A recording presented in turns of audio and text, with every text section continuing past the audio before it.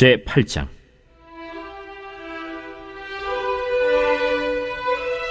이에 솔로몬이 여호와의 언약궤를 다윗성 곧 시온에서 메어 올리고자 하여 이스라엘 장로와 모든 지파의 우두머리 곧 이스라엘 자손의 족장들을 예루살렘에 있는 자기에게로 소집하니 이스라엘 모든 사람이 다 에단임월 곧 일곱째 달 절기에 솔로몬 왕에게 모이고 이스라엘 장로들이 다 이름에 제사장들이 궤를 매니라.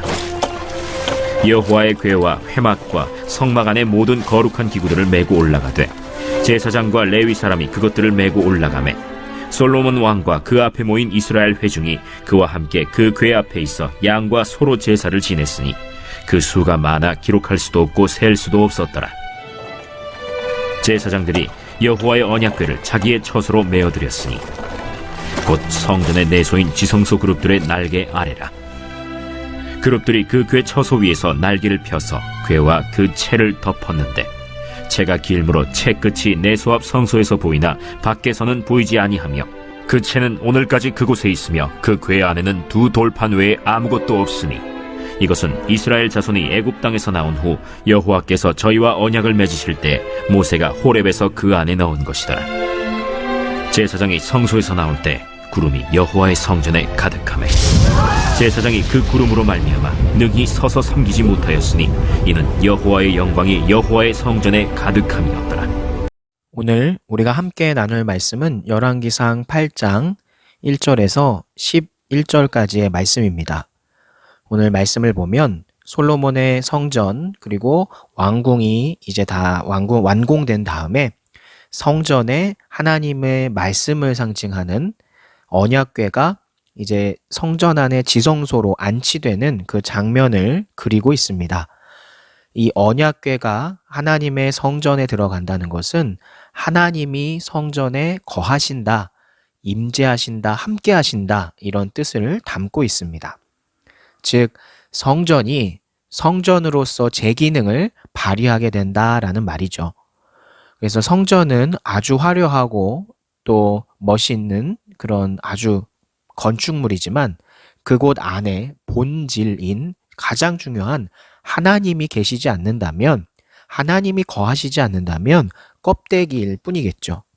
그러므로 솔로몬에게 있어서, 이스라엘에게 있어서 하나님의 말씀을 상징하는 하나님의 언약궤가 그곳에 들어간다는 것은 엄청난 중요한 사건이었던 겁니다. 그리고 이것을 알았던 솔로몬은 그 언약궤를 안으로 모시는데 굉장히 경건하고 조심스러운 과정들을 거칩니다.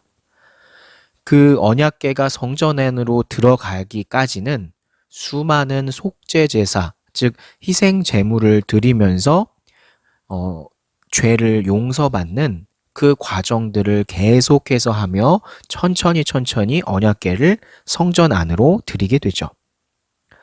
즉 이와 같이 오늘날에는 우리 스스로가 하나님의 성전인 것인데 하나님의 성전인 우리가 오늘의 말씀처럼 성전답기 위해서는 하나님이 임재하셔야 한다는 겁니다. 그런데 그 하나님이 임재하시기 위해서는 우리가 제일 먼저 해야 할 것이 바로 우리 스스로를 경건하게 깨끗하게 하는 겁니다.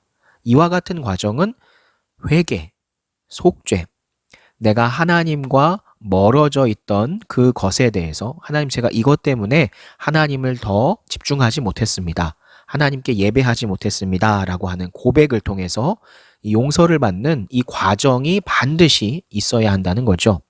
그리고 이런 속죄의 과정은 하나님을 예배하는 그 예배의 시간과 공간을 통해서 이루어진다는 사실을 또 기억해야 됩니다.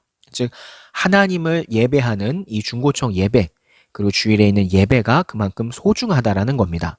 그래서 온라인, 오프라인으로도 여러분들이 상황이 되는 한 최선을 다해서 예배를 참여하고 예배 가운데 하나님의 말씀을 듣고자 귀를 기울이는 과정을 통해서 나의 죄를 이제 하나님 앞에 깨닫고 고백하는 이 속죄의 과정을 통해서 여러분이 성전다운 성전이 될 수 있다는 겁니다.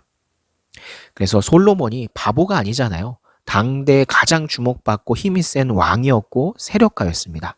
그런 그가 하나님의 말씀을 상징한다고 하는 언약궤를 만약에 그저 물건 취급을 했다면 대충대충 옮겼을 거예요.